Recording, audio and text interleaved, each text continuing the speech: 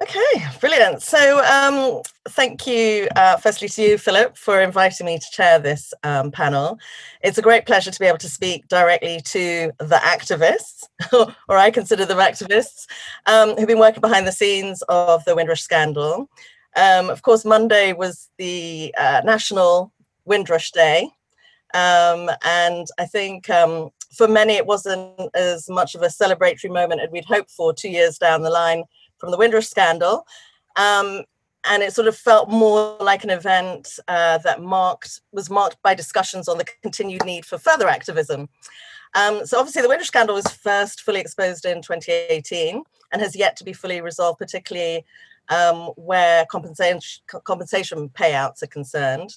So I was heartened to note that Priti Patel is now planning to implement all 30 recommendations from the Wendy Williams Lessons Learned Review report, and also that she's launched a Windrush cross-government working group to help with those implementations. And we've got a really exciting panel today. All 4 panelists will be taking 15 minutes each just to speak on their particular topics. I was going to start off by introducing Amelia Gentleman, because I thought she could have given a nice sort of briefly sort of given a political background of Theresa May's hostile environment, but we can come back to her. And so we've got Amelia Gentleman, obviously Reverend Ambassador Guy Hewitt, also Dr. LauraJan Obermuller and Jackie McKenzie. Guy, if it's okay with you, I'll come to you first, and I'll just give an introduction. So Guy spent his entire career working in the public sector in Barbados, the Caribbean, and internationally. Among other diplomatic assignments, he served as the High Commissioner for Barbados to the United Kingdom from 2014 to 2018, and was one of the leading advocates of the Windrush Scandal. He previously held positions in a number of public sector institutions, including the University of the West Indies, Caribbean Examinations Council, and the Commonwealth Secretariat. A director on a number of private and public boards, he was chairman of the Queen Elizabeth Hospital in Barbados and deputy chairman of the Barbados Vocational Training Board. In 2016, to celebrate Barbados's 50th anniversary of independence, he published Fathering a Nation on the life and the legacy of the Right Excellent Errol Walton Barrow, who's the first Prime Minister of Barbados and one of its national heroes. And then following the Windrush Scandal, this senior research fellow at the School of Advanced Study made a vocational change and now serves as a priest in the Diocese of Southeast Florida. And he can be contacted at guyhewitt@gmail.com. So over to you, Guy. Thank you very much, Madam Chair. Thank you very much, fellow panelists, fellow citizens of the Commonwealth, brothers and sisters, good morning. Once upon a time, it was a tradition for Barbadians to open the batting and did it well. So here we go as another legacy of the past. You said, Madam Chair, that you will, when Amelia speaks, she will give context to the scandal and the role of the hostile environment and Theresa May's role in it. And I believe that the former Prime Minister May has to take a lot of responsibility for this ill-conceived and I dare say racist immigration policy that placed many elderly Caribbean-born long-time residents in the UK at risk.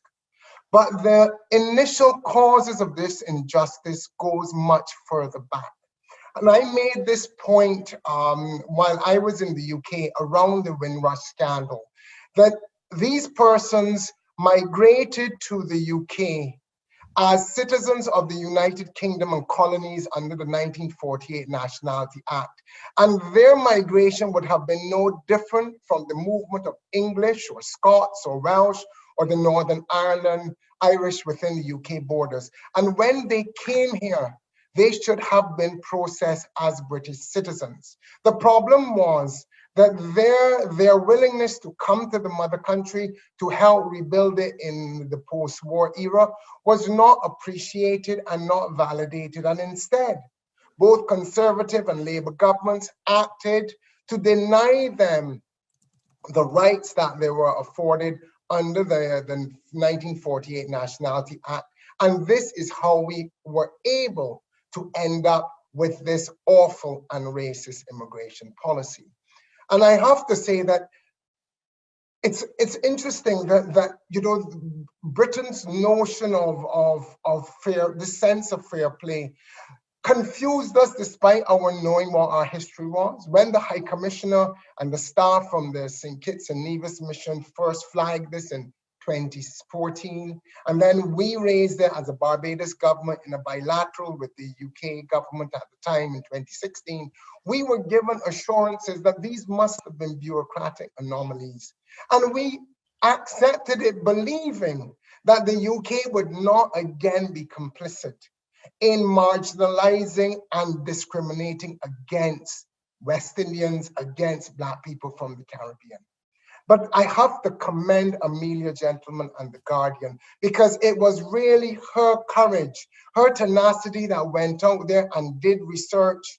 And those people who came forward, Michael Brathwaite and Anthony Bryan and Sylvester Marshall and Renford McIntyre, and the late Sarah O'Connor and Eduardo Romero and Paulette Wilson, who came forward and put a human face to this crisis. And then I found out from the Migration Observatory at Oxford University, the potential magnitude of the crisis. And as I am, and I was Barbados's first London-born High Commissioner, I felt personally, professionally, and morally that I had to act. And there were a number of factors that came in for me. I was a non-career diplomat. I had worked in the NGO community. So I had a sense that this could be done differently. And I had drawn on the work done by former Canadian diplomat Darrell Copeland on guerrilla diplomacy that really talked about you don't have to be confined to desks and writing to foreign offices and sending diplomatic missives, that you can actually get things done by getting on the ground, by being an instigator, by being action-oriented, but still understanding and appreciating some of the limits of diplomacy. Again, as I commend Amelia, I have to commend Herman Ousley, Lord Ousley, a Guyanese-born crossbencher who in the House of Lords helped me navigate a way forward to try to understand how we could get this achieved. How could we expose and bring some resolution to this scandal? And we mapped out what I would call a coalition of the willing, the High Commissioner from St. Kitts Nevis. We had Lord Ousley and David Lammy from Parliament. From The Guardian, again, Amelia and Gary Young, who was their editor-at-large. And then from civil society, Satbir Singh and Omar Khan. And we worked to create what was, or what became, a perfect storm around the middle towards the end of April in 2018. Again, using activism skills, we realized that the Commonwealth Summit that was taking place in April 2018 was going to provide a unique opportunity for us to put before the government that it was and had again betrayed people from the Commonwealth, had betrayed the Commonwealth, had betrayed the Caribbean in terms of not looking after the people born there, the people who had given their lives to the UK. And we felt it was an opportunity that we could force and press the government, the UK government, to reinforce its commitment to a multicultural society and find a remedy for this unjust treatment. And so what we did was we started to build a strategy for it. And what we did was we engaged our fellow Caribbean High Commissioners and diaspora groups. Understandably, because many of the High Commissioners are traditional diplomats, we had to change the campaign strategy that we were talking about into a press briefing, but knowing full well what we planned to achieve, we started to work with civil society and agencies like the Runnymede Trust and the Joint Council for the Welfare of Immigrants Praxis, the Church of England, and clergy who came in and were great supports. Wilfred Wood, the first Black bishop in the Church of England, called this a betrayal of Commonwealth citizens and Black people in the Commonwealth. We went out to the Caribbean Students Associations, and then we started to network in Parliament with the Home Affairs Committee and Foreign Affairs Committee and parliamentary groups, and really got a message out that we needed everyone's support. And so when we had the launch on the 12th of April, which was the Caribbean coming together, and the High Commissioners, we had persons who had suffered from this. Amelia spoke, we had all the press there. It had the impact that we were hoping for, that people realized that this was truly an injustice and action needed to take place. What I think also moved people was the fact that the press discovered that Prime Minister May had said she was unavailable to meet her Caribbean counterparts. The prime ministers of the West Indies were denied an opportunity to meet with her to discuss this and other Commonwealth matters, and people were outraged. And we saw that outrage manifest itself in a number of ways. The Parliamentary Petition that was organized by Patrick Vernon, they got 100,000 signatures in 4 days. David Lammy was able to mobilize 140 signatures across all the political parties and send a letter to Prime Minister May. The Church of England spoke out. A number of bishops wrote to the Prime Minister saying, you need to act against this injustice. It became front page news. And we who were leading it got heavily engaged in media sensitization. I mean, the Guardian was constantly barraging on this issue. Amelia revealed that they had destroyed the landing cards for people when they had come, and people just were incensed. And so what we realized was, and what we had hoped was, in this lead up to the Commonwealth Summit, the entire debate was around the injustice of Britain towards the Commonwealth, the citizens from the Caribbean or Caribbean-born people, and this needed to end. And thankfully also, we had made contact with Europe, and the European Union raised this as a concern that if the UK could not treat people born in the Caribbean well after all of these years, how would they manage with EU citizens after Brexit? And that got the UK government's attention. So we found ourselves moving in within 7 days, a story that was begging for attention for so long, and Amelia was at this forever, became front page news. It won the hearts of the nation, and finally engaged the minds of the government. So that on the 19th of April, when the Commonwealth Summit officially opened at Buckingham Palace, I and the High Commissioner for St. Kitts Nevis, we were at the Home Office meeting with the then Home Secretary, Amber Rudd, working out a joint strategy to try to take this issue forward. So a lot happened in a very short period of time, and I was pleased that we were able to do it, but there were some problems. One of my great disappointments was in all of this that the Commonwealth Secretariat never got involved. I guess in part because the Commonwealth Secretary General is both from the Caribbean and the UK. She wasn't sure which way to stand, and so the organization said nothing. And it was, to me, a travesty, because the Commonwealth has always been a champion of the small states, and it was an opportunity for it really to speak on a current and a systemic ill that was taking place, but they were silent. We were similarly disappointed that Jamaica, as it did with the West Indies Federation in 1962, tried to undermine the process. They tried to have us postpone it. We pushed ahead. We were disappointed when we found out that the Jamaica Prime Minister had a bilateral meeting arranged in advance with Prime Minister May. He never said that to his counterparts. We never said, the High Commission never said it to us. And it showed that as much as we we thought we were united, there was division in our ranks. And this is important. This is important to understand. And I say to people, I appreciated that the Jamaica Labour Party, ironically, is a sister party of the UK Conservative Party. So they had divided loyalties, but Jamaica also was the chair of CARICOM, of the Caribbean Community.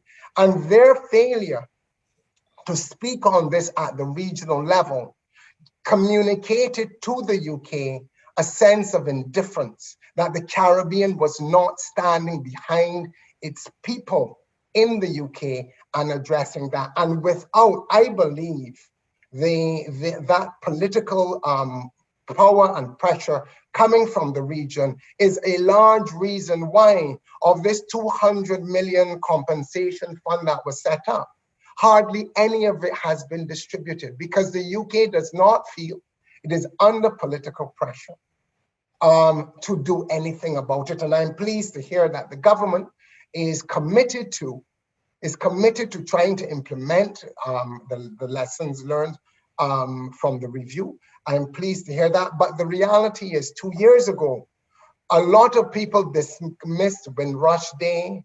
That's this promise of a lasting memorial to celebrate the contribution made by the Windrush generation. They saw it as political spin and an attempt to push this issue onto the political back burner. And I dare say that they may still be proven right. I'm going to end with a final comment. Dr. Martin Luther King Jr., in his letter from the Birmingham jail, wrote, "Justice too long delayed is justice denied."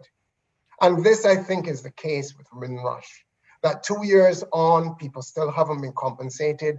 The government is still unable to come to terms with what it did. And I say that noting that the government is offering or is willing to offer sanctuary to people from Hong Kong. And I say, well, you know, if you can offer sanctuary to people from Hong Kong, what about resolving the injustices that Caribbean people have faced?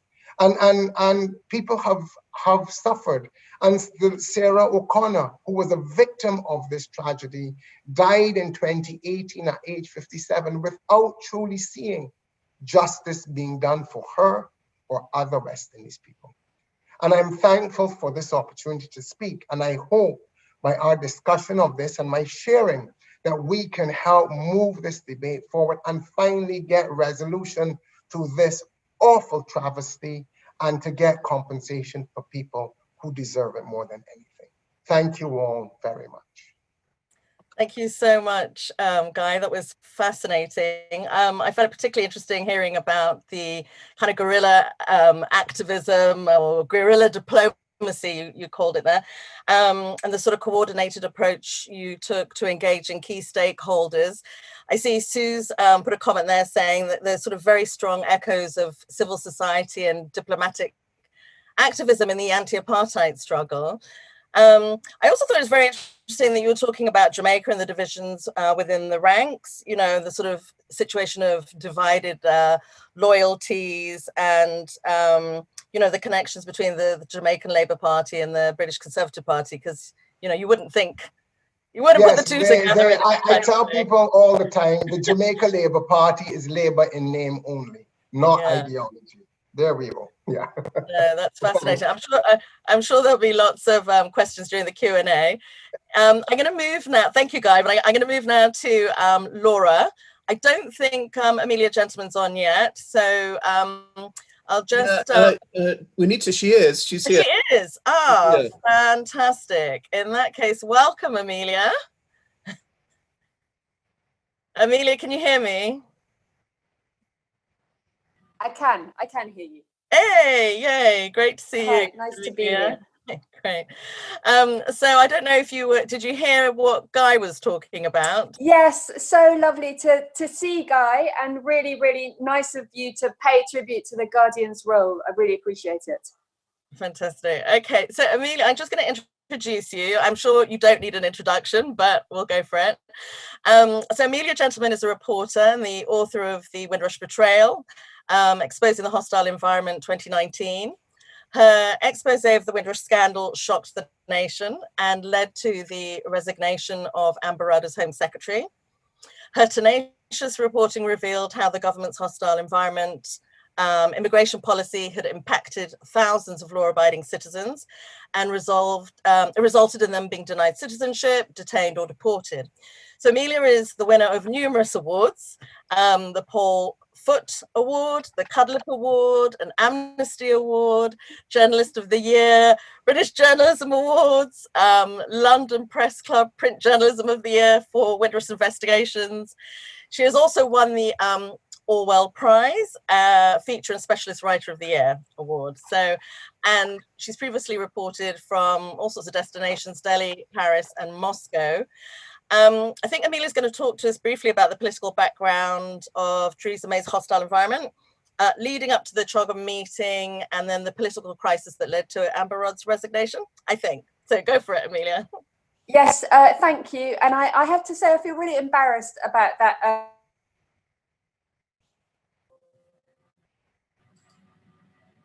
I think, Amelia, am I the only one who can't hear Amelia? No, I can't hear right here. No, I think she's frozen. Spoken up. Let's see if we can get Amelia back. I'll just text her. Yeah, I think she's just frozen. Her system seems to have frozen for a while.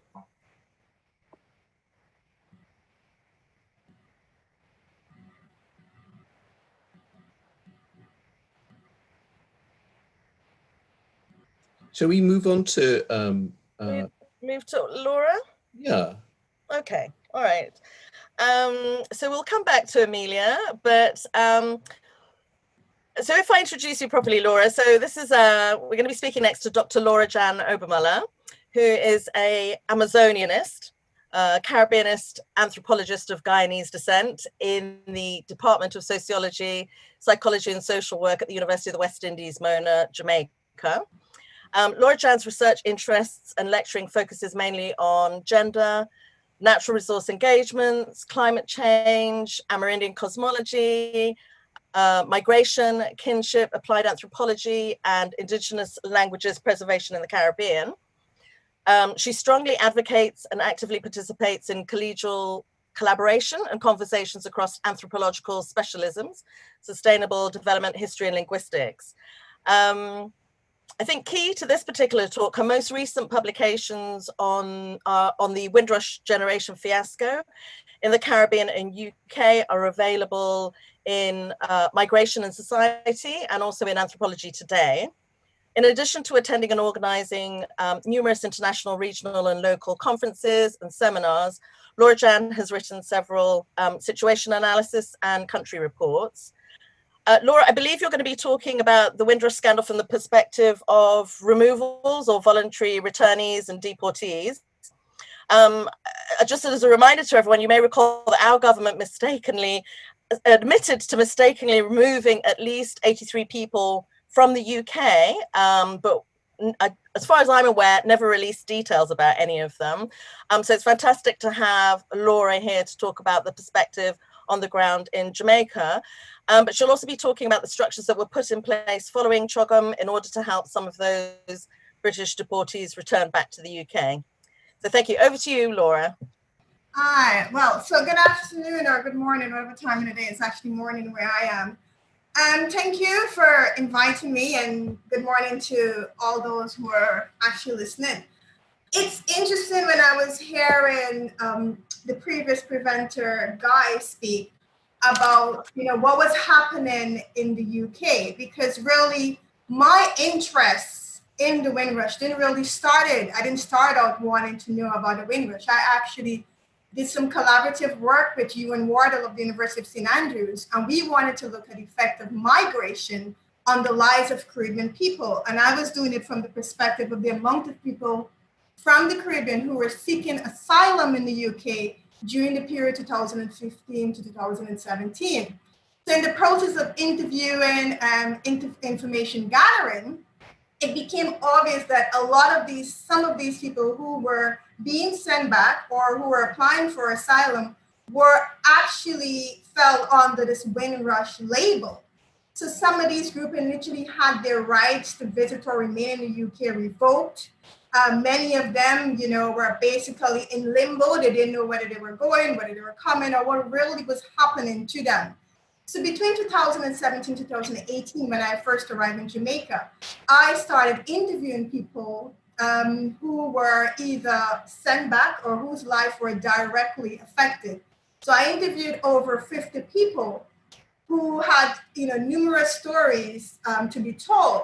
And going back to what Guy said about, the sort of impact that you were seeing in the media in the UK. Now in Jamaica, for the time I've been here, yeah, it's in the news, but it was not given that sort of attention or that sort of push. I did not see a lot of credible voices from the region or this outpouring for the justice of these Windrush people. I mean, yes, there was whatever reports in the news, but it was basically based out of what was taking place in the UK. What I wanted to find out and I wanted to see was what was happening on the ground. What sort of movements, actions were being taken in Jamaica, where I'm located, regarding the atrocities of the Windrush Scandal. And if you go back to news reports, if you look to the local press here in Jamaica, it's mainly an interview or a report of the UK. So I did not find the local journalists actually taking this interest of going on the ground to try to meet some of these people, to understand their position, their perspective. And some of these stories that I gathered were quite shocking. I mean, one person mentioned that she was forced to leave the UK. Now, when she was leaving, she had a son who was British born. So he had all rights to remain, but she was being forced to leave. As a mother, she decided to bring her son. Within a few weeks of arriving in Jamaica, her son got killed in a crossfire. So these are real stories of what was happening to people here in Jamaica.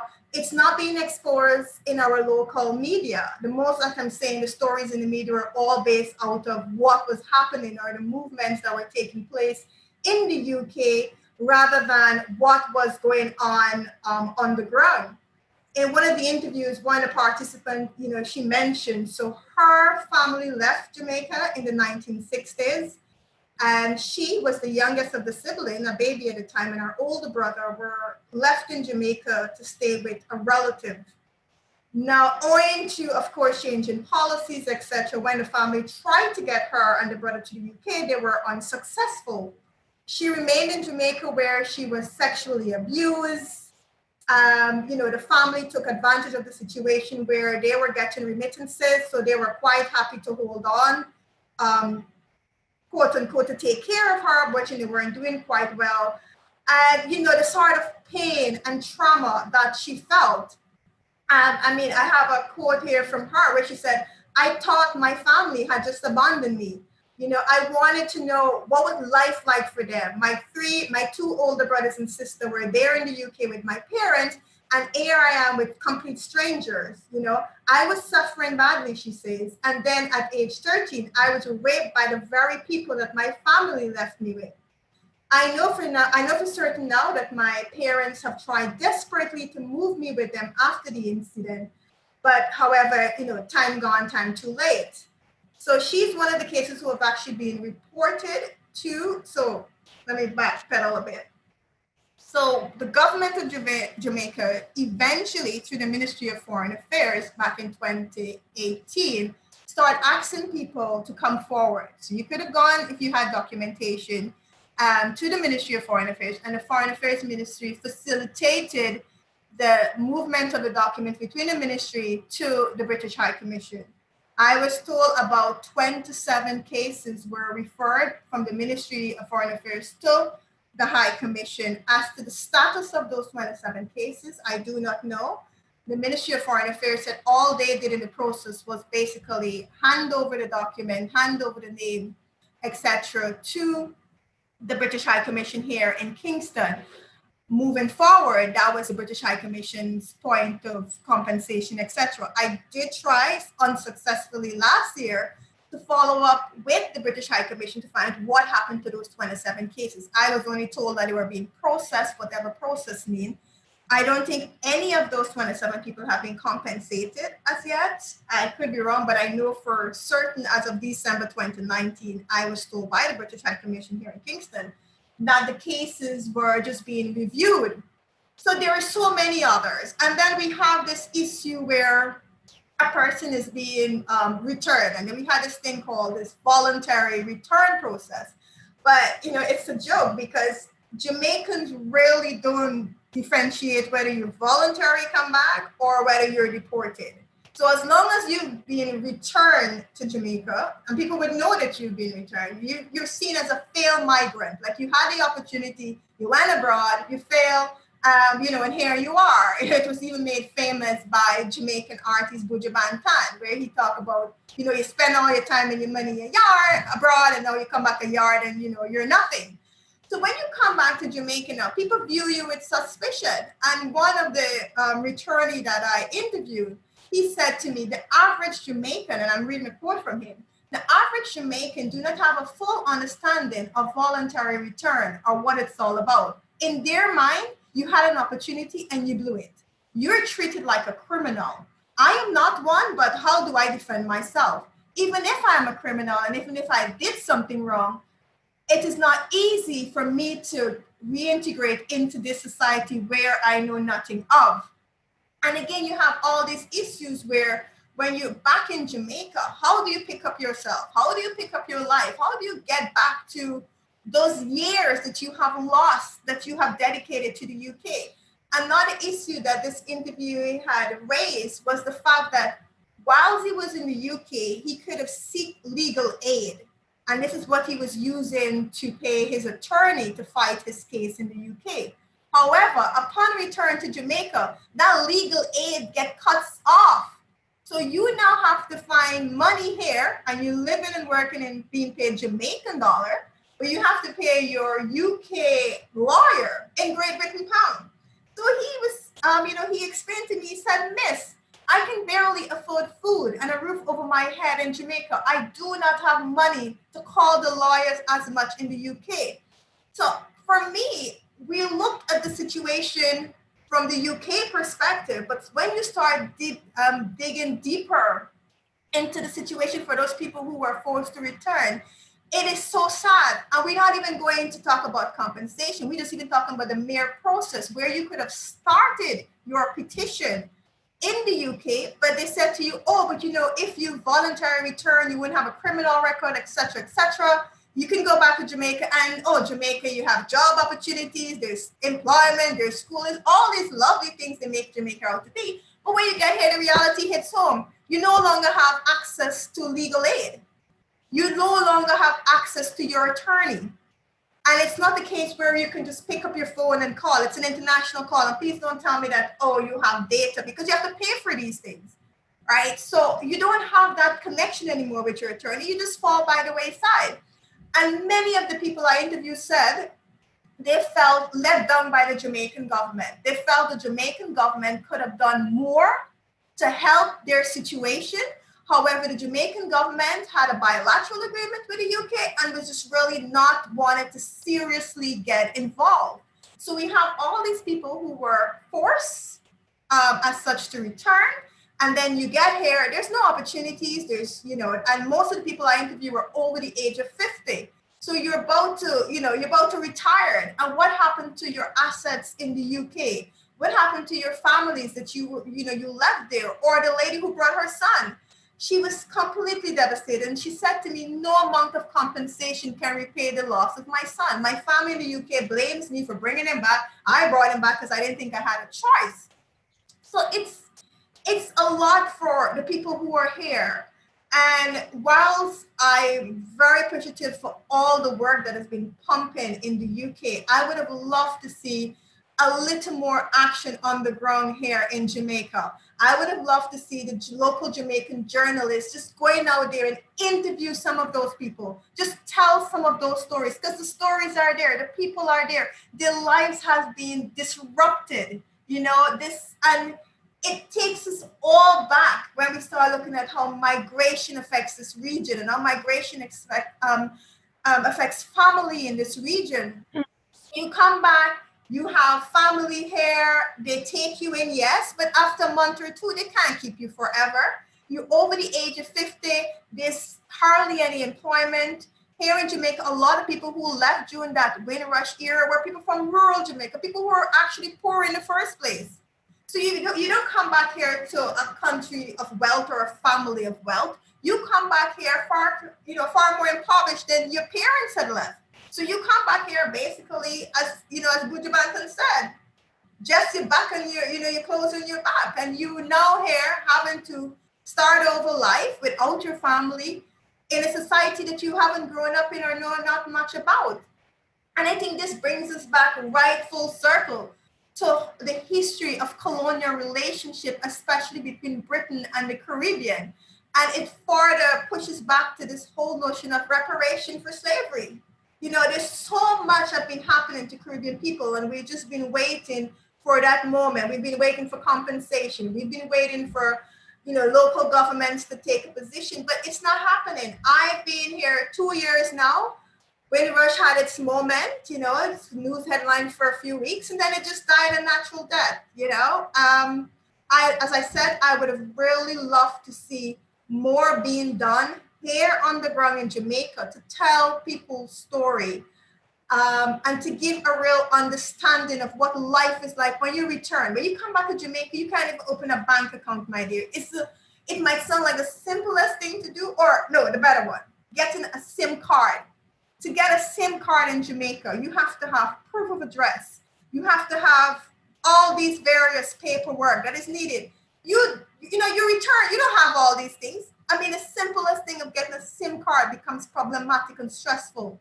Opening a bank account, finding a job, these other impacts that we don't look at has significantly impacted the lives of these people. So I applaud those in the UK for keeping the light burning, but I would really like to see more action being taken here on the ground in Jamaica by both government, NGOs. There is a national organization for deported migrants. I know that organization have really done significant amount of work of trying to help people who are back, find jobs, etc. But they have very limited resources. There's only so much they can do. And these people's entire lives were disrupted, right? You can't give any, you can't really compensate that. But what we would like to see is some serious actions being taken and not lip service. I don't want to hear we're sorry. I want to hear how are you going to significantly change or really compensate these people who have just been, thrown by the wayside. Thank you, Laura. You've got a few more minutes, and I just wanted to ask you, could you say something a little bit about the National Organization of Deported People? Because I believe they're an organization that helps try and rehabilitate people. Well, they try to, they used to receive funding from the British government, actually. And what they would do is pick people up from the airport, because a lot of people don't have family connections here. They'd probably find some way for you to stay for a day or a week or two. If there was any employment opportunity, they try to do that. But the organization is severely limited in terms of funding. There's only so much that they can do. And because of that, the other thing is there is a stigma against deported people. Nobody wants to be labeled as a deportee. And, as much as you like to use the word, you voluntarily return, you're not seen as that. You're seen as a deportee. So when you go for a job, the first thing, your accent, your demeanor, everything about you speaks that you are not Yard. You're not Jamaican as such. And it's very difficult to find a job. More so, you're coming back at the age where you're about to retire.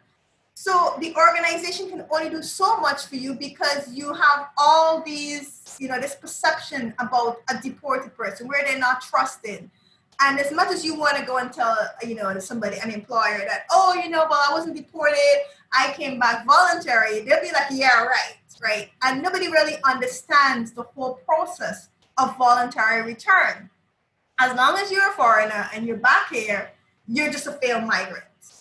Try telling that story that, I decided to come back, etc. And then when you're back, if you don't have an established family network to rely on, you know, you end up, you know, basically staying with one relative, moving from one relative to the next, and eventually becoming homeless or living in a deplorable situation.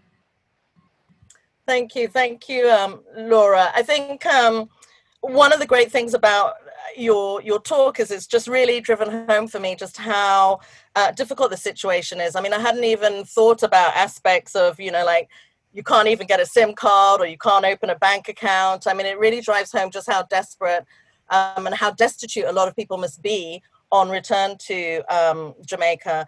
But I wondered now if we could, we'll come back to that because I wanted to talk to you a bit as well, I think, about Parnell Charles Jr., but I don't want to stop yet because we haven't heard from Amelia or from Jackie yet. So if I can bring back Amelia. Amelia, are you there? Amelia? Can you hear me? Hi, Amelia. Yeah, Hi, you're back. I'm so sorry. I was on my phone now. I've got a computer. It should work better. Can you hear me now? Yes, I can hear you. Fire away. So I was hoping to talk a bit about the political background that led to the introduction of the hostile environment as we know it now. And I think there are kind of two historical periods that we need to kind of really whiz through, and it's unbelievably complicated. And if there are experts in nationality and citizenship law in the audience, I'm going to apologize because I come at this from a kind of layperson's perspective, but I'll just do my best. So I think the difficulties really go back to 1948, which is when we see the introduction of a principle of free movement between the UK and countries within the rapidly shrinking empire, colonies, countries that were soon to become the Commonwealth. So we saw in the 1950s and the 1960s the arrival of tens of thousands, hundreds of thousands of people from Commonwealth countries entirely legally into Britain under this system that was effectively free movement. Then a number of different bits of legislation around immigration and citizenship were introduced, making the situation much tougher for new arrivals and effectively, invisibly making an unknown quantity of people who had arrived entirely legally, pushing them into a slightly kind of grey area where, unless they had established citizenship within this country, unless they'd gone through a formal process of doing that, they had been moved invisibly almost from being here legally to finding themselves in effectively here illegally.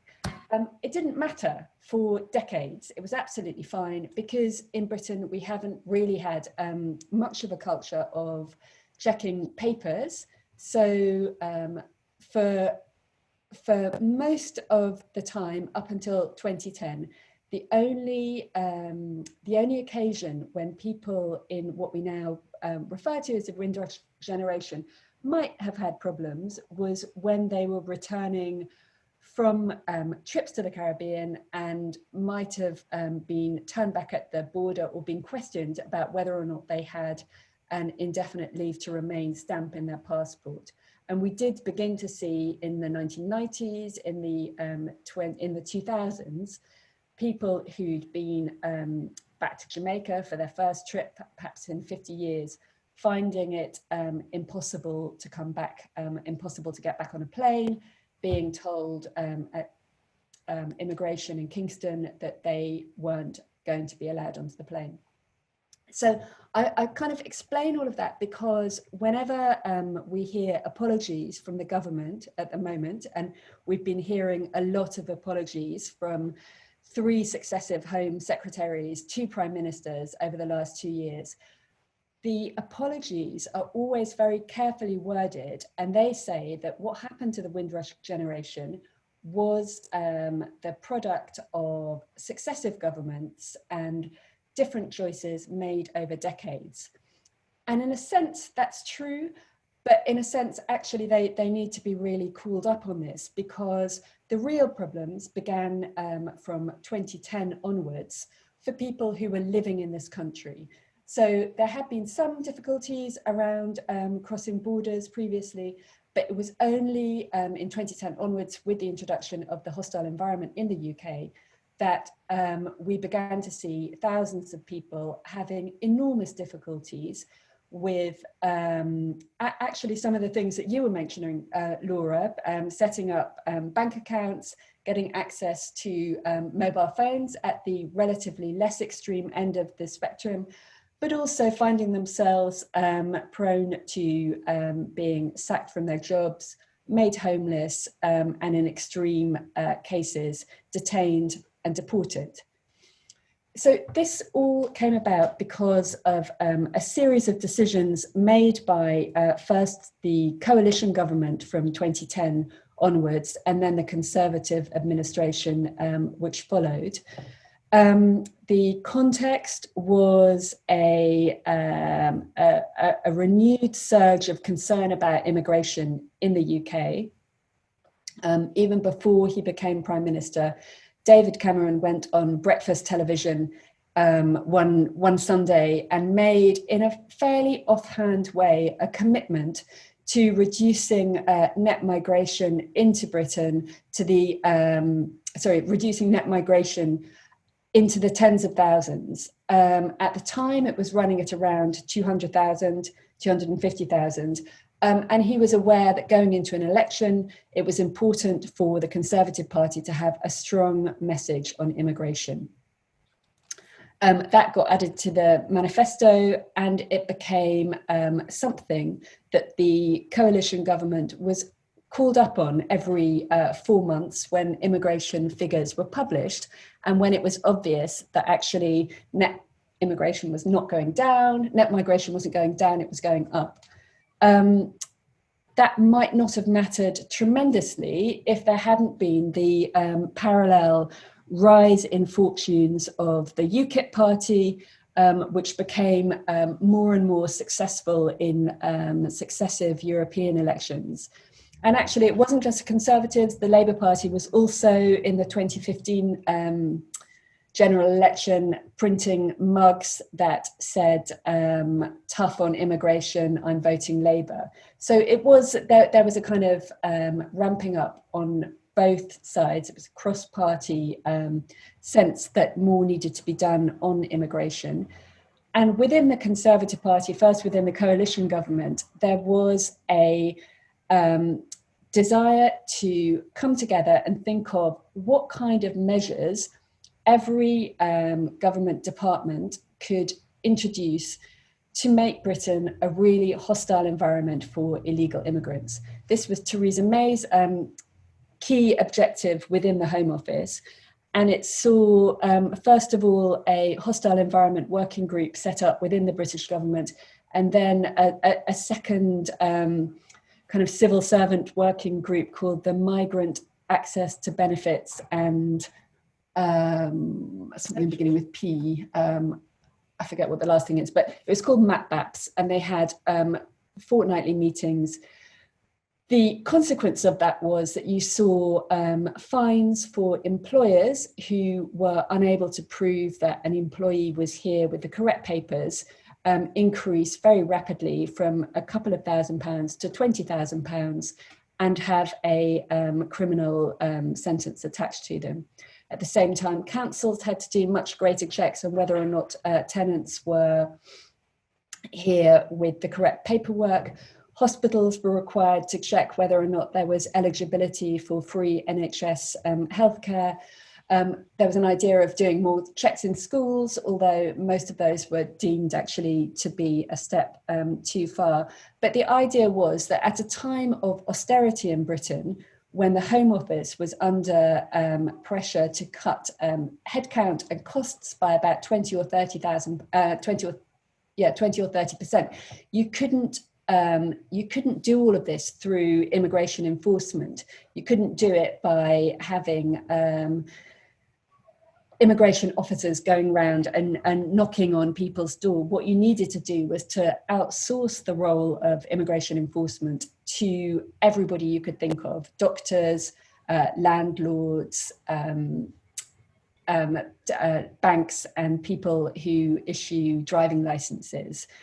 And there was a complete kind of cultural shift as well, so that on Valentine's Day, I think in 2014, the Home Office put out a tweet that said, roses are red, violets are blue, if your marriage is a sham, we're coming for you.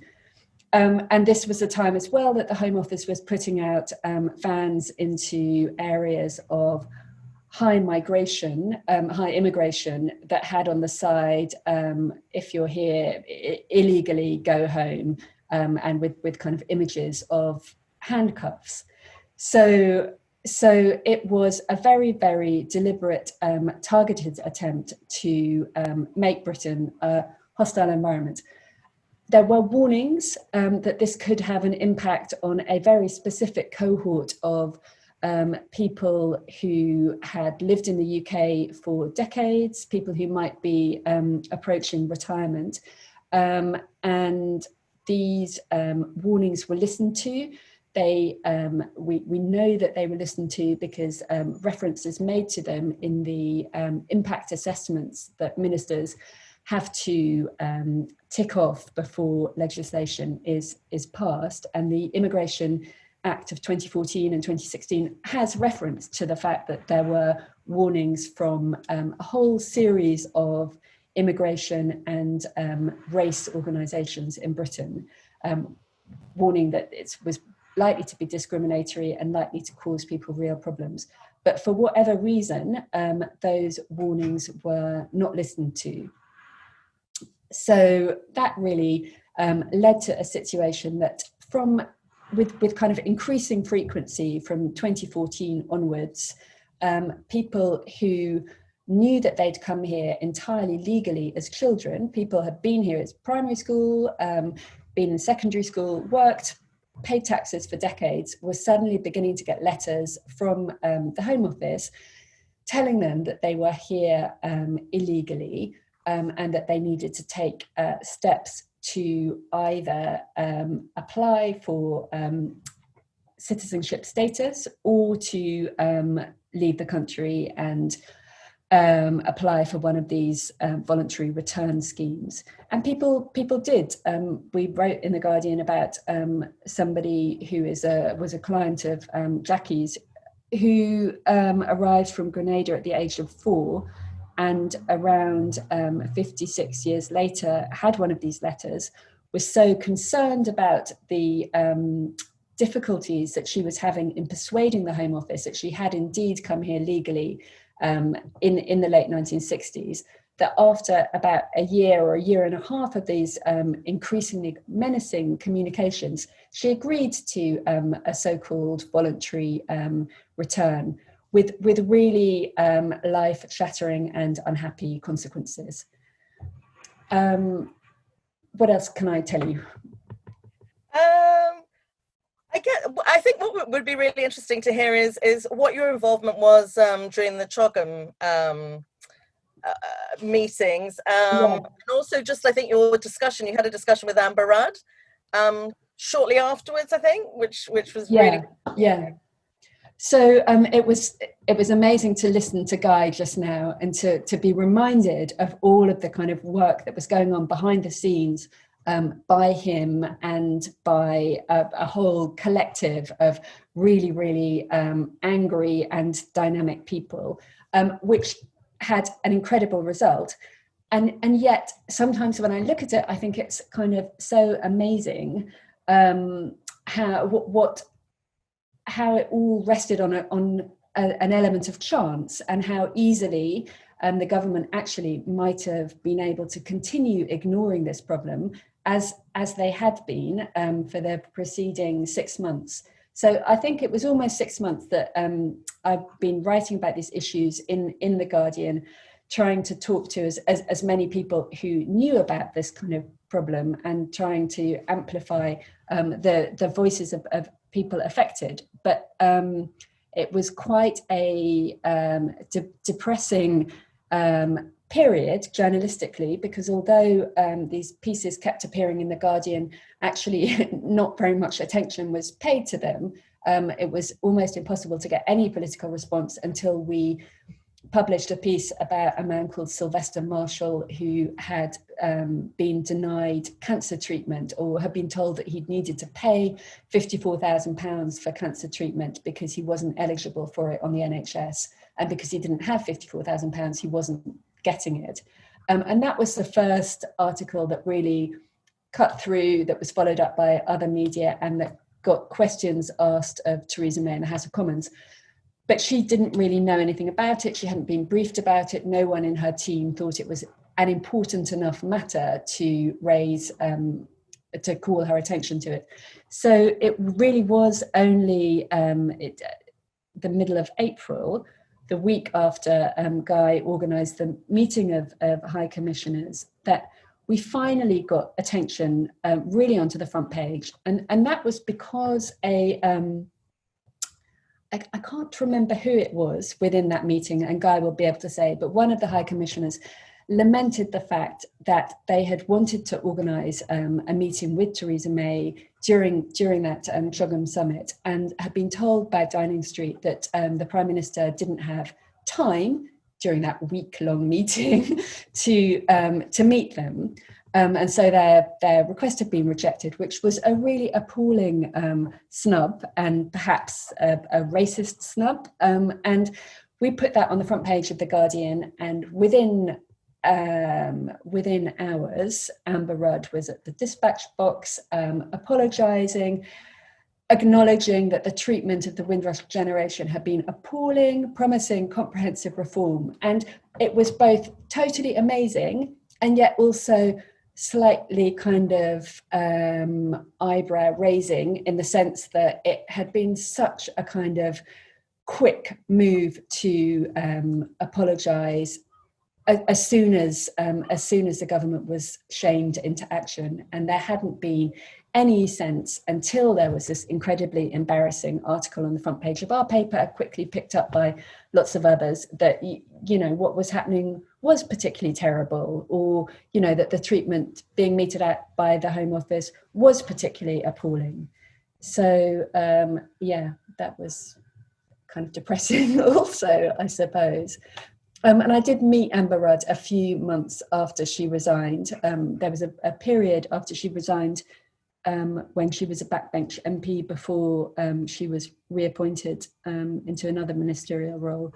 And she was kind of quite thoughtful about what had happened, and was regretted the fact that although her attention had been taken to these issues by her aides in the months preceding CHOGM, she had been reassured by Home Office staff that it was just a matter of a small number of people affected, and everything that needed to be done was being done to sort it out.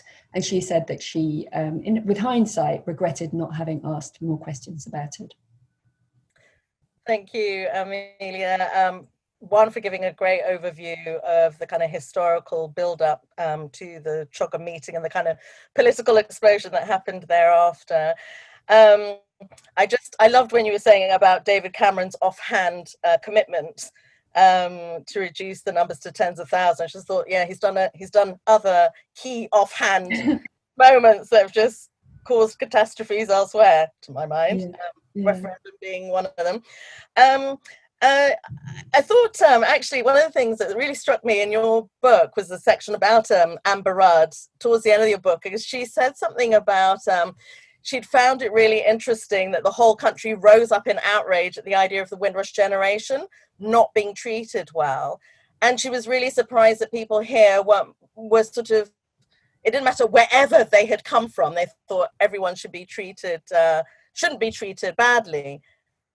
You know, I found that a slightly disturbing statement. Like, you know, she hadn't really thought maybe people of color, you know, it just was, yeah.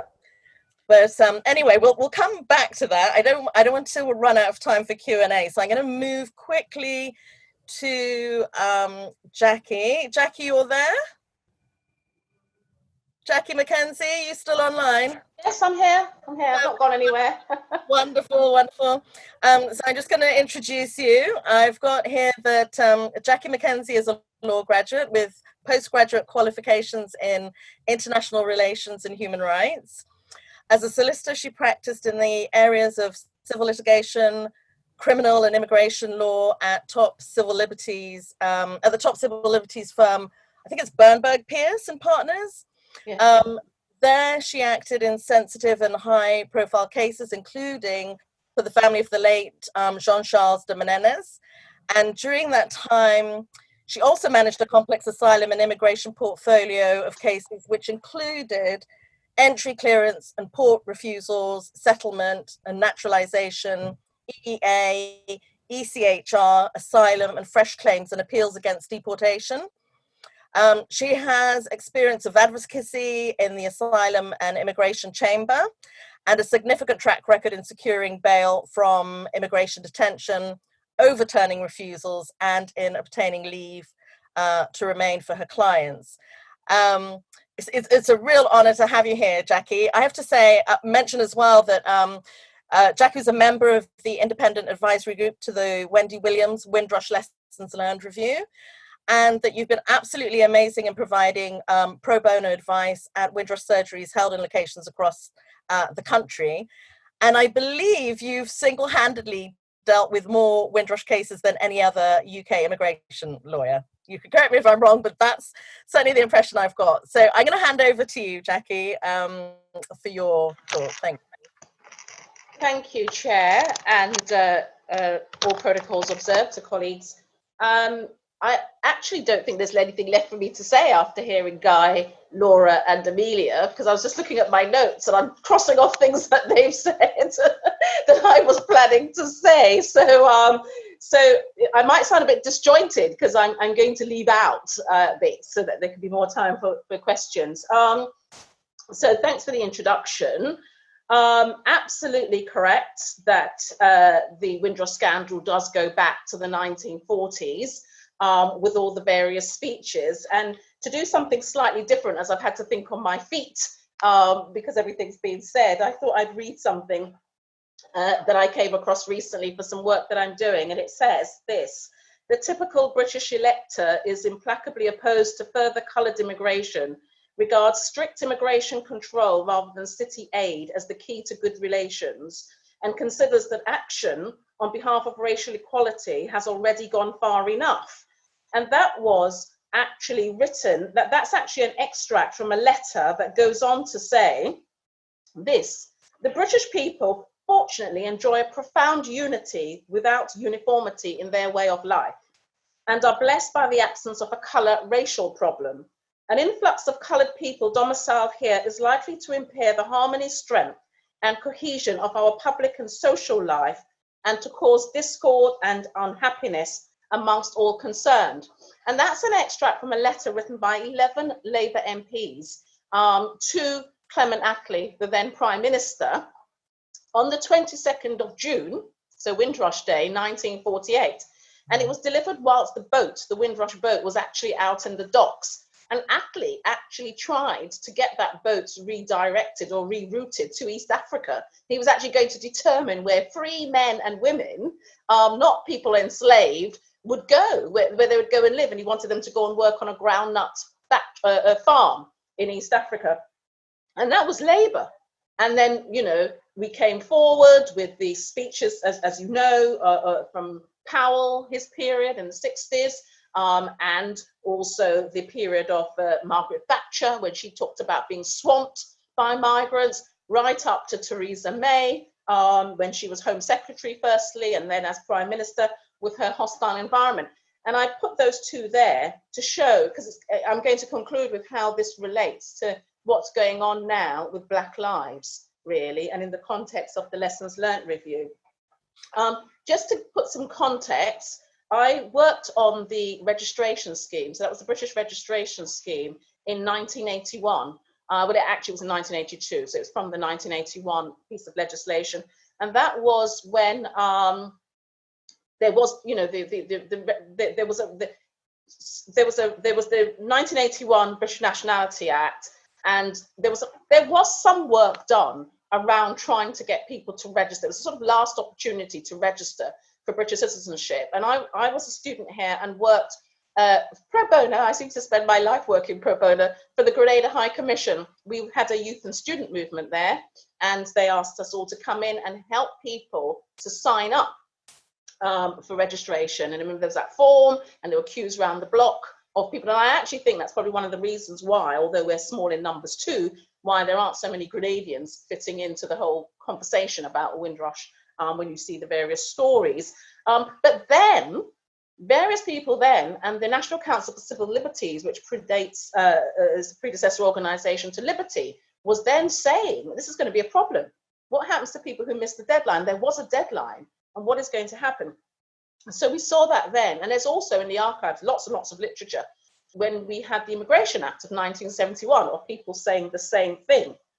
And I started law practice. It was a change of career. I started around 2006. So I started 2005, but I actually started working formally in 2006 at Bernburg Pierce, where there was that massive scandal. You know, the Home Secretary, I think it was Charles Clarke, correct me if I'm wrong, who found, you know, that all these people were not being deported when they should have done. You know, people who served criminal sentences and are still here, and reacted to the gallery, as everybody does. Everybody's reacting to the gallery the whole time, which is why we have this hostile environment. He brought in the deportation, the Borders Act of 2007, and it links into a lot of what Laura was saying, actually, about people being deported, because it just became a sort of menace. People who had spent all of their lives in the UK, even sometimes born here, because after 1983, being born here didn't make you British.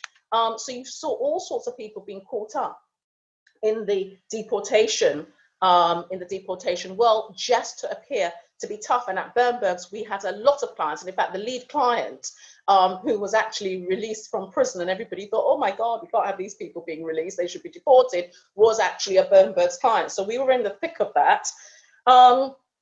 And then come forward to 2012, I actually went to Jamaica with the Home Office. I was on a sabbatical as the chief executive of Hibiscus, which Laura might be familiar with. It was called Female Prisoners Welfare Association, and we had an office in Jamaica. We were funded by the British government. The office in Jamaica was funded by the British government, and the National Organisation for Deported Migrants was funded by the US government.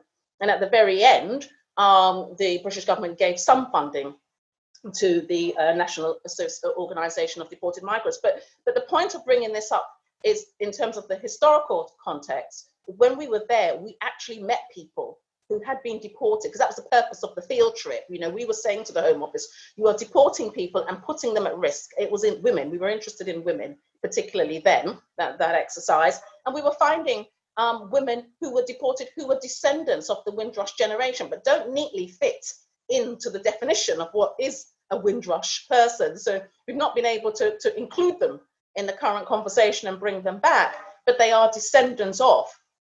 And so we were alerted then, and then we had the dreadful bits of legislation in 2014 and 2016, which is really what brings the points that Amelia made are so crucial, because, you know, we have the history, but we've also got to look at the political context and those two pieces of legislation, which really caused people to be denied services and put everybody in the state became an immigration officer, as she rightly said. You know, schools were checking, universities, doctors, everybody started checking up upon your immigration status, because there were serious penalties if you gave a job to somebody who had no entitlement to it.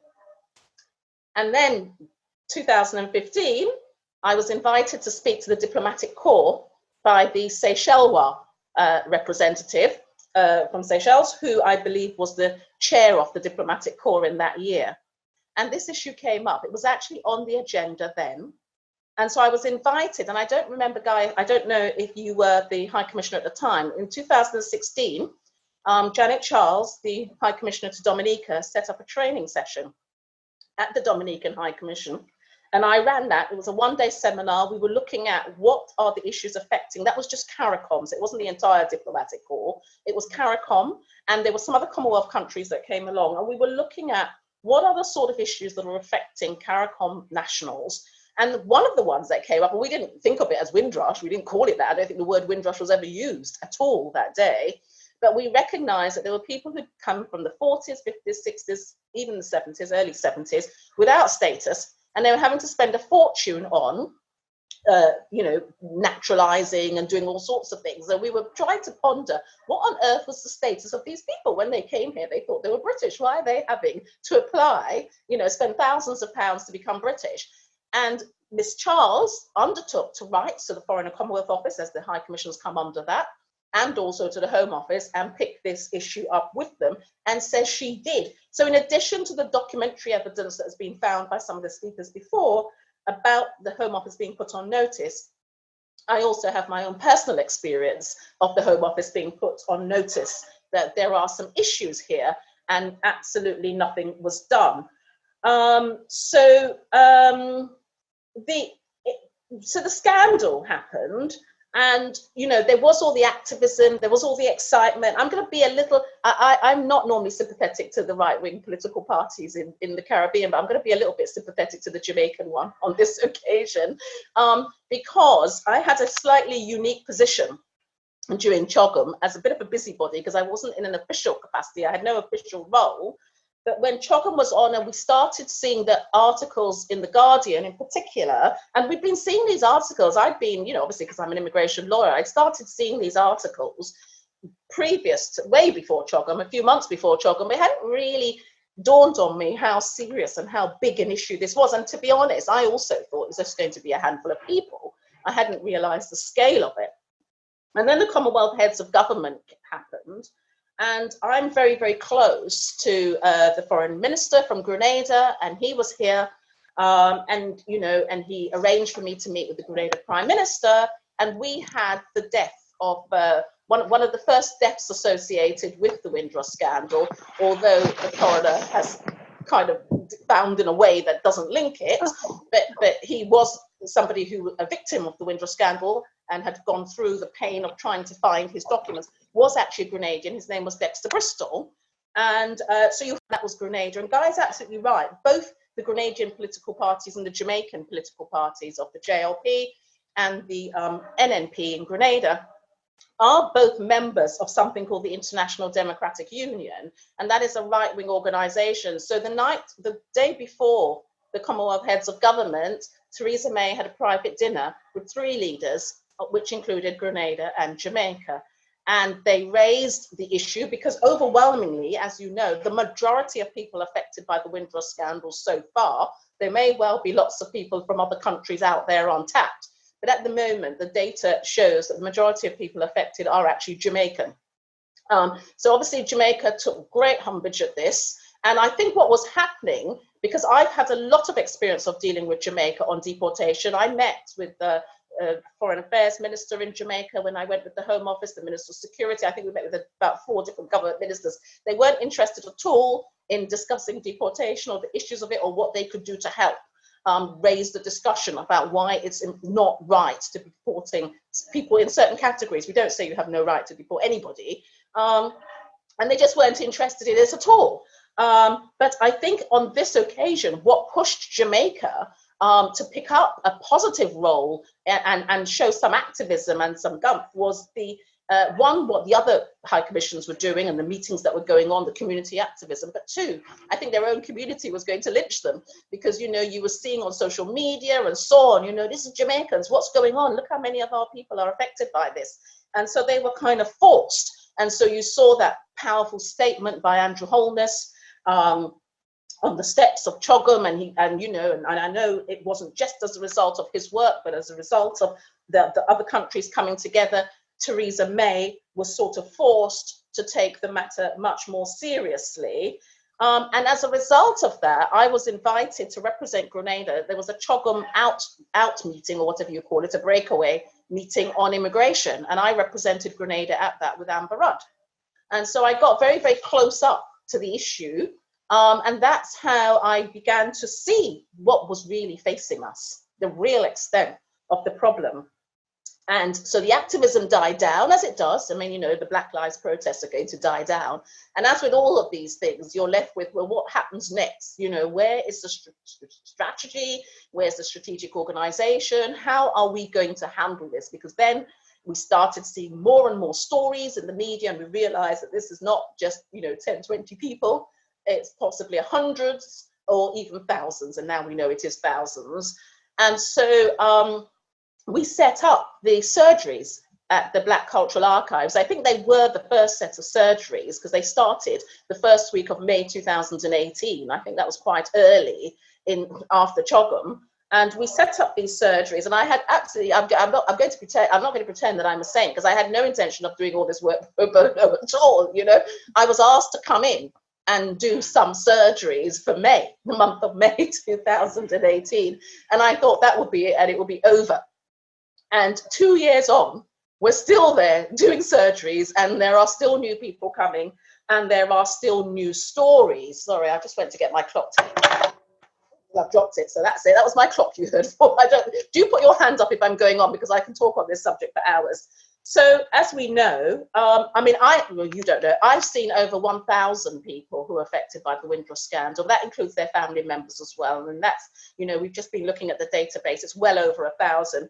Of those, I'm working very closely with about 200 people, between 200 to 220, who are direct victims. And then we're looking at secondary claims for their families. And in terms of what's happened since the scandal, this is, I mean, there's almost a second scandal. Because, you know, we're still seeing, my view is, I mean, I used the word contempt, and the Home Office rang me up after Amelia's article in The Guardian about me. They rang me up and asked me, do you really believe we're treating people with contempt? So I was quite surprised at that phone call, actually. But I do, because, you know, we're 2 years on, and we have, I mean, we've seen that they've processed about 12,000 people, and we understand that there's going, you know, there's possibly a cohort of 50,000, although other people say it's much more than that, and other people say it's less. We don't really know. That's the truth. We don't have clear data as to what the size of the numbers of people affected by the Windrush scandal is likely to be. But we've seen roughly about 12,000 people be processed and get some sort of documentation, but that's problematic in itself, because a number of them are getting these biometric cards that say they've got indefinite leave to remain. Some are being naturalized, but to be naturalized, you've got to have no criminal convictions of a certain nature or a certain duration of sentence served. And then a lot of people who've been brought back to the country are being told you can't get citizenship because, you know, you've disqualified yourself. You know, there's a residence test. You've got to have not been out the country for more than 540 days in the last 5 years or 90 days. I mean, I don't want to bore you with detail, but I've been amazed, and a journalist rang me about this morning. I've been amazed at how many people are being told, well, sorry, you can't have citizenship for that reason. These are people who were wrongly excluded in the first place. So, that's going to be a battle. That and criminality are going to be the next battle. And these are things that the Home Office can resolve easily overnight, but they choose not to. And so I think that that's deliberate. You would have seen, I mean, the Windrush Day this year, I mean, just a couple of days ago, Monday, literally got taken over. I mean, forget the celebration of, you know, all these wonderful people that came off those rickety boats and, you know, the tea parties and so on and the bunting. I am quite glad it wasn't about that. It was about protest and resistance. And I think that's partly because the stories are still trickling through, and we have to be grateful to the media. I sometimes moan about the media, but it is a voice, and, you know, it's a channel of communication. People wouldn't know about these stories if it weren't for the media. So we're still seeing stories, and what's more important is we're still seeing new stories and devastating stories coming forward. That's one thing. We see the awful stats about the compensation claims. I think it's about £360,000 so far spent. That's all that's been, and that's not even delivered. I think what's been delivered is less than 200,000. That's what's been offered to people. I understand they're going to announce either today or tomorrow almost about £1 million of offers. But, you know, a lot of these offers are dreadful and people aren't accepting them. So the stats are meaningless. But what they do tell us, if they tell us anything at all, is that the whole thing is problematic. And the reason why the compensation figures are so low is because, you know, it isn't a scheme where as Amber Rudd had said, at that CHOGM Home Office meeting, that we would just give everybody something. Everybody's been affected. That's the sort of scheme that she had in mind, but that's not the scheme that we've got. What we've got is a scheme where you've got to demonstrate loss. You've got to show you lost a job. I mean, if people who've been here from the 40s, 50s, 60s lost a job, they knew how to go find one, whether it's around the corner somewhere, if you know what I mean. Don't want to use the words black market and that sort of thing. But, you know, they were resilient. They knew how to find something.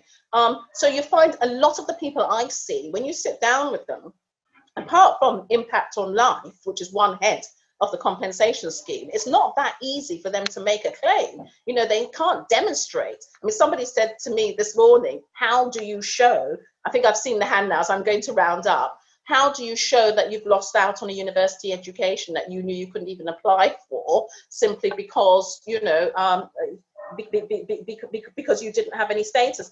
I just want to round up on one thing, which is the lessons learned review. We've got the lessons learned review. It's got 30 recommendations in it. You know, what's her name? Priti Patel has said, the Home Secretary has said she's going to endorse all 30 of them.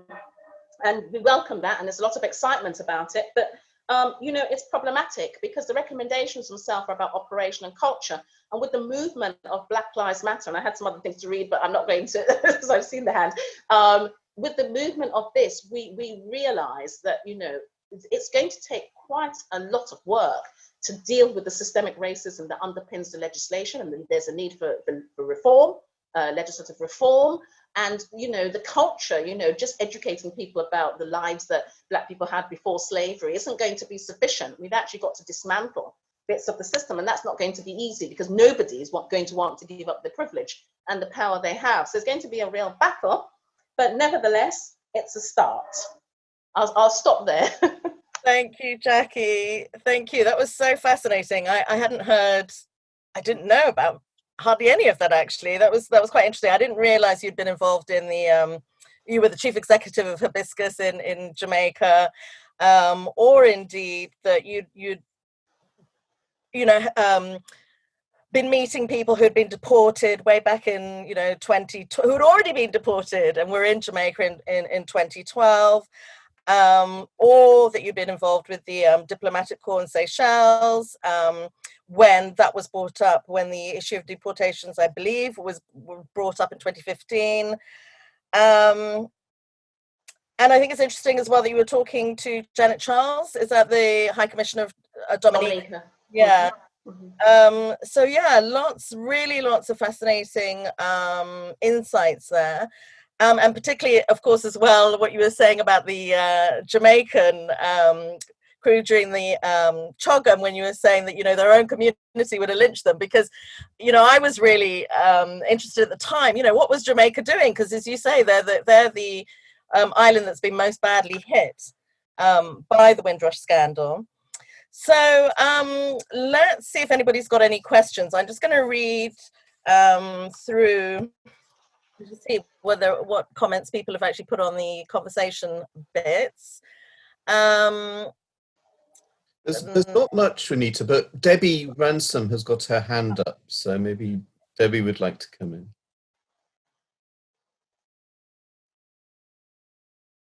Debbie? Thank you, Philip.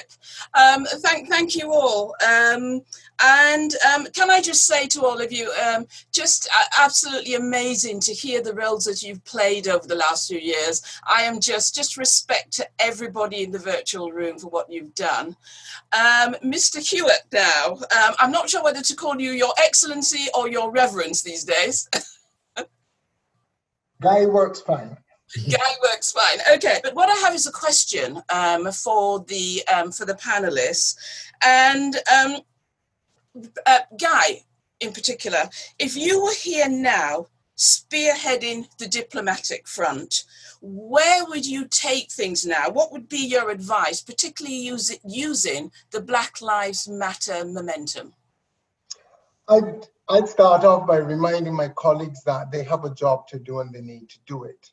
When I moved on from the UK, I tell people the only thing that I regret is leaving the Windrush Scandal, because it was, my colleagues have allowed it to die an unnatural death.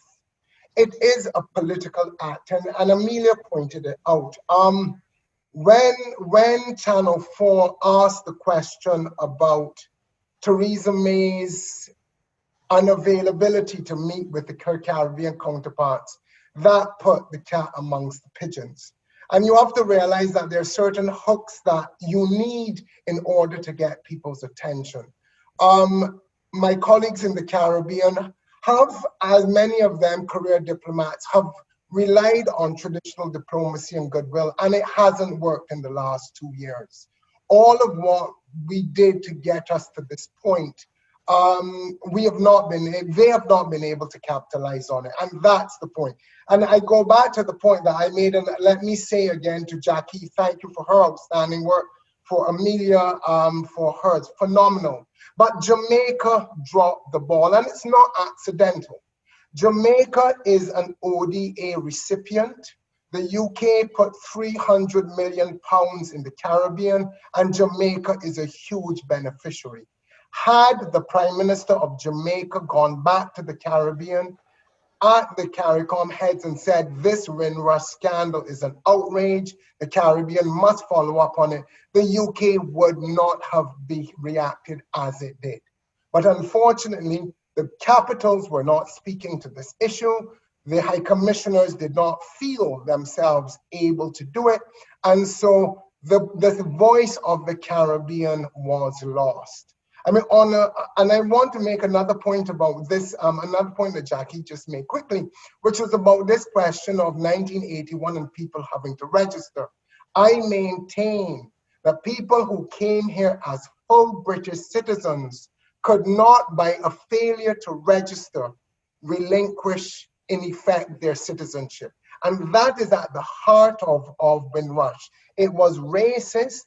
It was what they did to Black people, people of color, ultimately, that they would never have considered doing to people from the Falkland Islands, from the Channel Islands, from anywhere that their cousins resided. Yeah, that's it. Thank you, Guy. I don't know if anyone else has got any other questions. I was actually, I wanted to ask about Laura, about the situation in Jamaica. I think Laura, are you there? I keep wondering whether you're being cut off. Laura? Oh, Laura, yeah, you're there, fantastic. I wanted to ask you, I think you had mentioned before something about the involvement of Parnell Charles Jr. I was just interested in sort of getting a sense of, you know, it seems on the one hand that the Jamaican government had been pushed into doing something because the, you know, the pressure from the community here, but you were saying as well that in particular, Parnell Charles Jr. had been involved in some capacity? Yeah, so what had happened in 2018 with all the, as Jackie had mentioned earlier, with all the movement and the headlines, especially pumped in the UK media, what was taking place, Parnell Charles Jr. actually set up a subcommittee.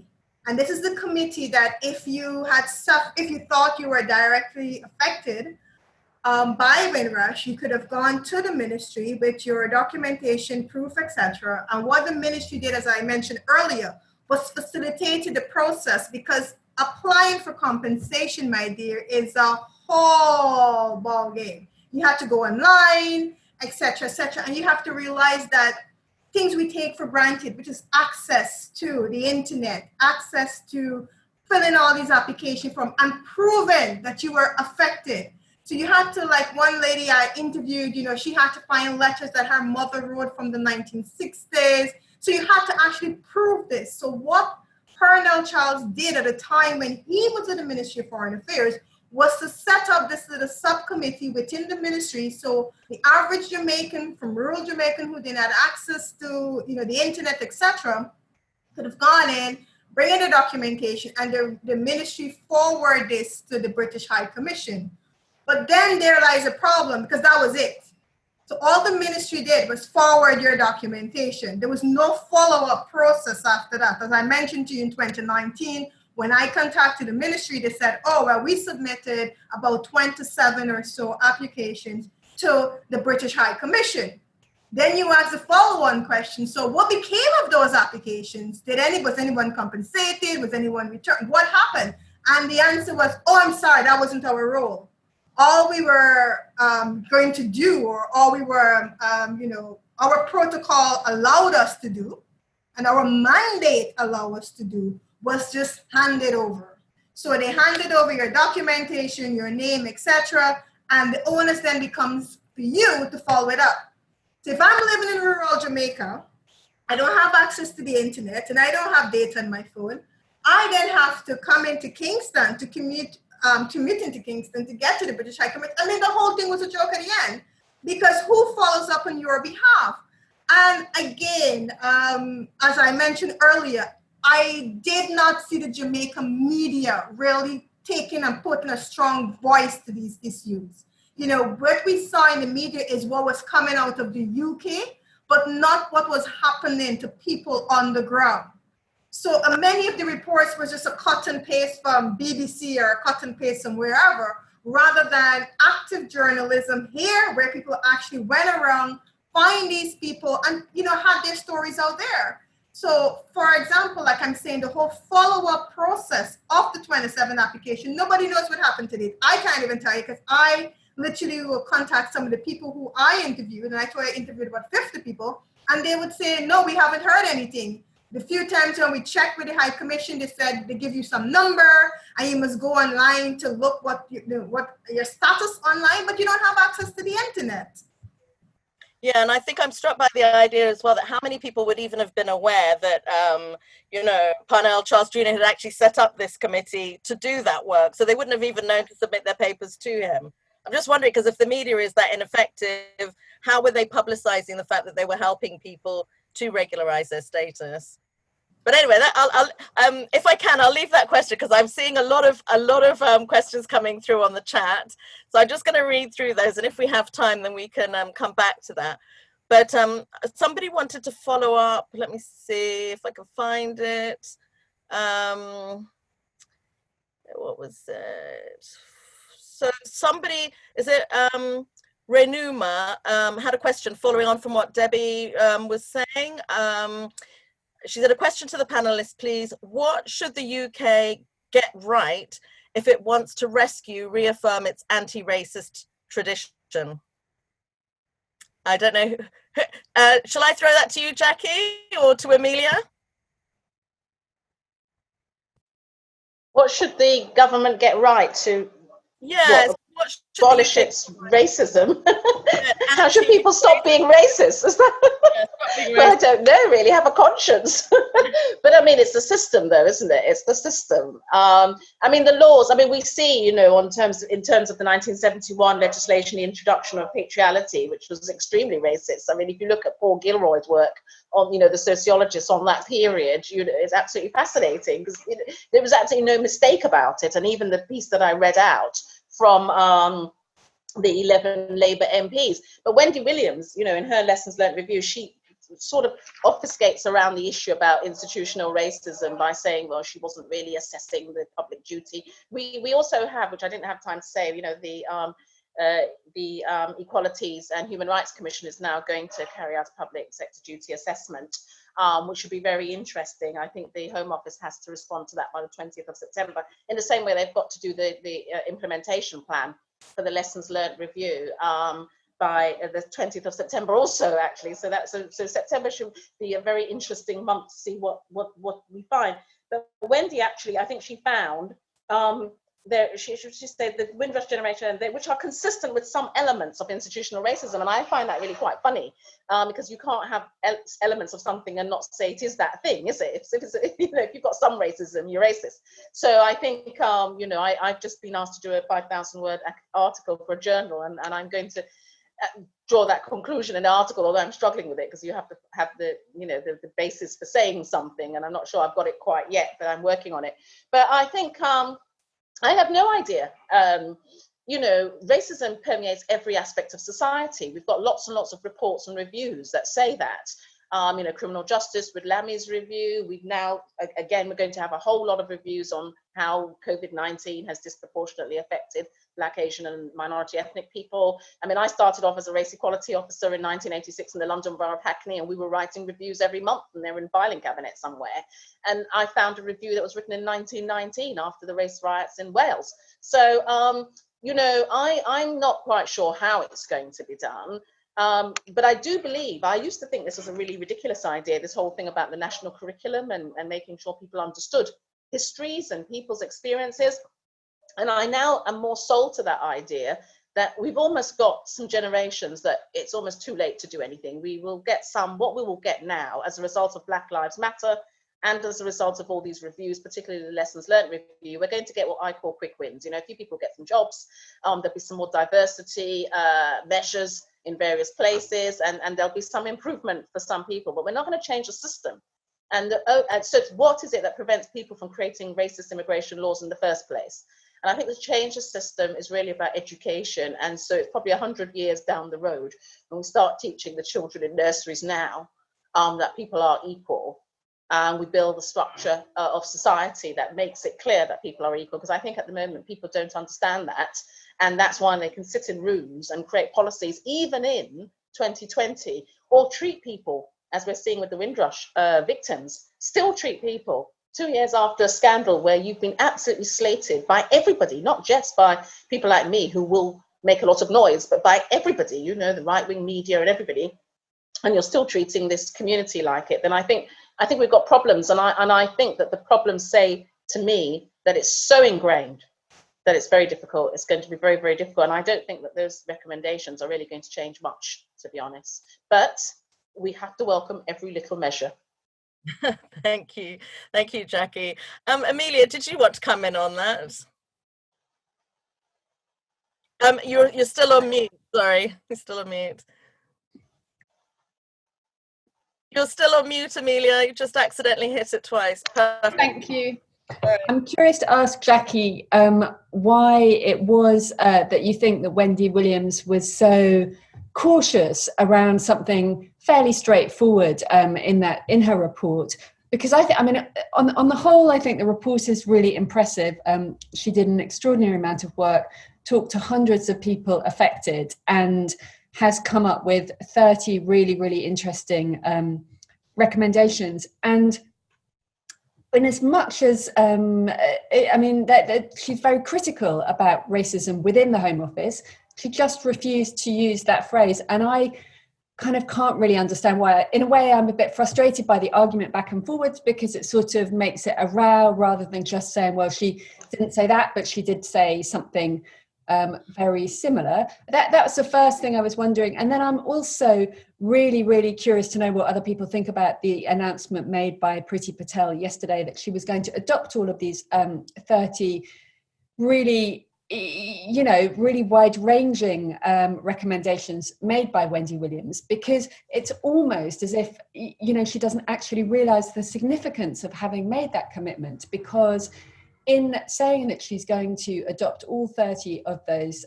recommendations, she is going to have to do a very, very detailed, scrupulous review of the proportionality of the hostile environment legislation and the risks of it. And she's going to have to report back quickly to say, whether or not it's justified. And I just think that was quite an unexpected commitment, and one that, we could feel quite optimistic about, or we could feel cynical about it. And I don't quite know what to think. Well, none of the recommendations actually talk about legislative reform, although I think people keep telling me this morning, all morning, people have been saying recommendation 21. I've not had a chance to look at it yet, but comes close. But I think you can implement those.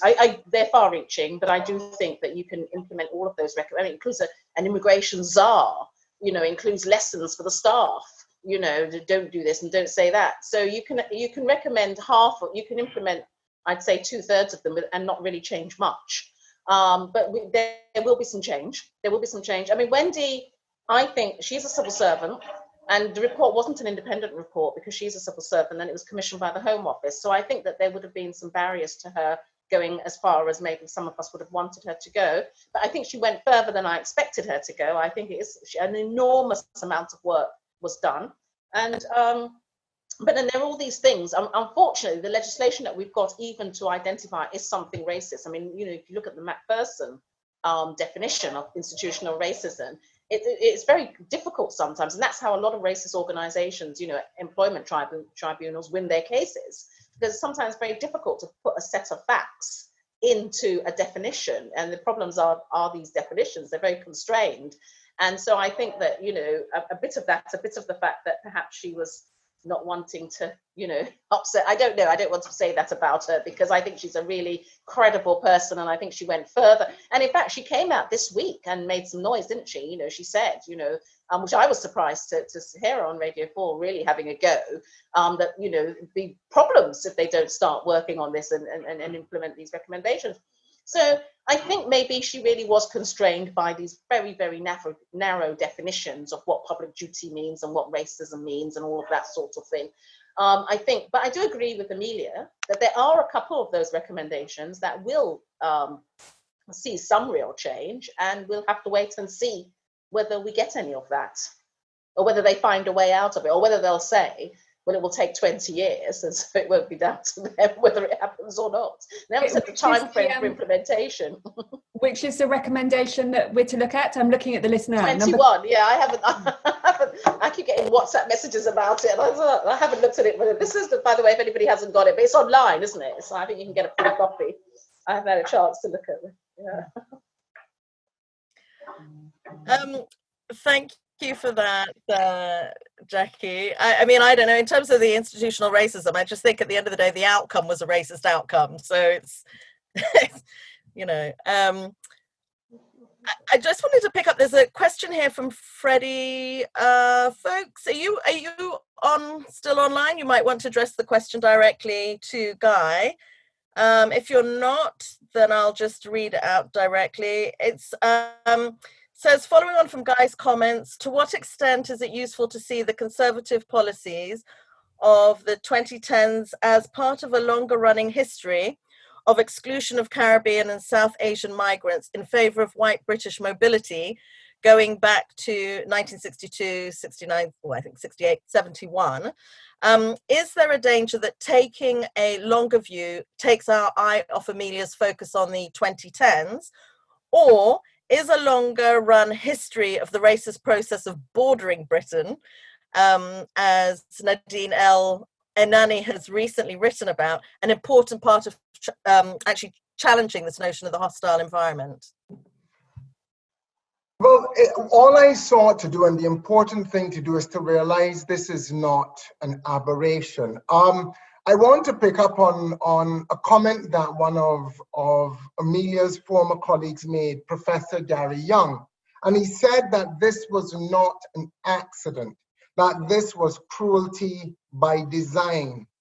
And his point was, he was saying, this is not a glitch in the system. This is not an unintended consequence. This is the system. And he makes this profound point that the system cannot protect someone that it was not designed to protect. And that's why taking a longer view is important, because you can recognize and locate what happened with the Windrush scandal within a longer continuum of racism, systemic and institutionalized racist policies. And this is why, I mean, the debate that goes on about what did not come out of, or what was not in the report, this is one of the challenges. I hear Secretary Patel's commitment, but it's one of these that says everything and nothing. The government made a commitment to pay out £200 million in compensation, but hasn't even paid out the smallest fraction. These can be done to appease the media, the public, but the reality is the lesson or the evidence is in their actions. And unfortunately, on this issue of race and racism, the Conservative Party comes up woefully short. Thank you, Guy. Just tagging on to the end of that, actually, I was wondering, Jackie, if you know what assistance people are actually getting in filling the forms. Particularly, I'm thinking of people who've been, you know, left really traumatized by this. I mean, how are they meant to fill in the forms? What sort of support are they getting? Well, the surgeries, we're doing Windrush surgeries still. We're doing some by Skype during the lockdown. We're talking about going back to doing them face-to-face very soon with the usual measures in place to protect everybody. But we do those at the Black Cultural Archives, and we were literally doing them every Wednesday and every Saturday. So that's one source of support, but we're London-based, and there are organisations all around the country. There's Manchester, Preston, Birmingham, Liverpool. There are probably about 13 very good organisations that are helping people. It's a very specific skill required to do it. So, you know, there's still some questions about the quality of the forms that's being submitted, and that's why I think the take-up is so low. There is also support for people through the Citizens Advice Service. You can go there. But what's recently happened is that a tender was announced. It closes next week, and I know a number of organisations, including grassroots ones, are actually applying for the tender to actually run the service of providing support. So maybe whoever wins that tender, you know, it might be better, because the real issue that's preventing people from, as I said, a lot of people just don't qualify anyway, so the numbers are always going to be low. But also, you know, people have to find evidence. It's a misnomer. The Home Office say they're going to have a light touch, but that isn't true at all. You've got to find evidence going back, you know, decades of, you know, jobs and health and all sorts of things. And that's very, very difficult for people to do. Even at the surgery, we then have to go beyond. We don't just see people at surgery. We have to then, you know, send off for their medical records and send off for their NHS, their HMRC records. So it's a massive, massive piece of work. And you're right. The final thing I'll say on this, I don't think, and we've been trying to communicate this to the Home Office, the cohort of people affected by the Windrush scandal are actually a very vulnerable group. One by age, but there's all sorts of other issues: mental health, physical health, poverty, education deficiencies, and there's socioeconomic reasons for that, and historical reasons, racism. There's lots and lots of explanations. I haven't got time to go into it. I know. I've seen your hand up, but it means that they present with complex issues, and you have to be able to work with them in a very sensitive and in a very different way. You can't just say to somebody, you go off to that organisation and sit down there and fill out a form. It doesn't work like that. And so the Home Office has set a scheme up that doesn't work. The scheme, I think the Windrush scheme is fine, because, you know, you're not going to get anything. People will benefit under this scheme better than they would in law, because, you know, secondary, tertiary claimants, deceased estates, those you wouldn't get anything in law. So in one sense, a lot of us have had to come round to the idea, and now they've reduced mitigation and introduced discretion. You can now literally apply for whatever you want to apply for, and you just got to make your case. So we can't really fault the scheme. What we're going to fault is the process. It's almost impossible to make a decent application without professional help. Thank you. Thank you so much, Jackie. Unfortunately, we've got to end there. So honestly, it's been a fantastic conversation. I've really enjoyed having all of you on the panel, and there's so much more we could talk about, but people need a coffee break, and I think the next panel is starting at 4 o'clock. So huge thanks to everyone. Thank you, Amelia. Thank you, Laura. Thank you, Guy. Thank you, Jackie. Thank you. Thank you, Madam Chair. Okay, thank you. Thank you. Okay. Thank you all very much indeed. I mean, it's been wonderful to have so many perspectives on this issue. And as a historian, I want to kind of go back and listen to it all again, so I can sort of put it together. And that's the really wonderful thing about being able to record this and preserve it, so that historians can actually go back to what you've said, because it's so important. Thank you all very much. And the mention of reparations came up, and of course that will be the subject of the next panel, which will start in 10 minutes' time. So thank you all very much.